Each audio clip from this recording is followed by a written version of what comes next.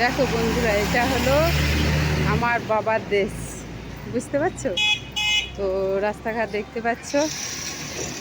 তো এটা এই জায়গাটার নাম হলো কাটোয়া। তো কাটোয়া আমার বাপের বাড়ি। দেখতে পাচ্ছ রাস্তাঘাট কেমন লাগছে, আর আশেপাশে সব গাছ আছে। এটা একটা শহর, দেখতেই পাচ্ছ। মেঘলা আবহাওয়া, গাছ পাওয়া। এটা হলো কাটোয়া।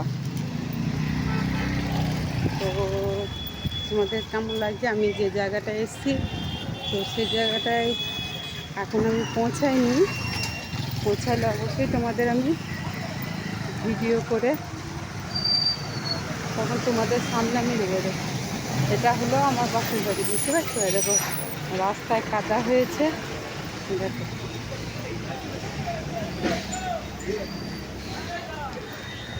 রাস্তায় কাদা হয়েছে, এরকম লাইট আছে, বুঝতে পারছো? গাড়ি ঘোড়া সব বেরোচ্ছে। বাসের রাস্তায় এসেছি, এখানে ট্রেনে এসেছি। চারিদিকে দেখো বাস এসে, দেখতে পাচ্ছি।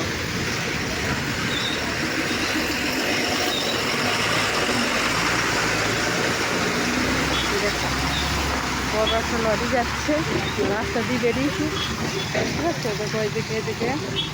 এটা হলো কাটোয়া, বর্ধমান জেলা কাটোয়া। দেখতে পাচ্ছ বন্ধুরা জায়গাটা কেমন লাগছে? কেমন লাগছে অবশ্যই কমেন্ট করে জানাবে কিন্তু। দেখো দোকান পাশারি, ওই দেখো এদিকে কেমন লাগছে জায়গাটা, বলো আমার বাবার বাড়ির জায়গাটা কেমন লাগছে অবশ্যই তোমরা একটু জানাবে। দেখো ফল,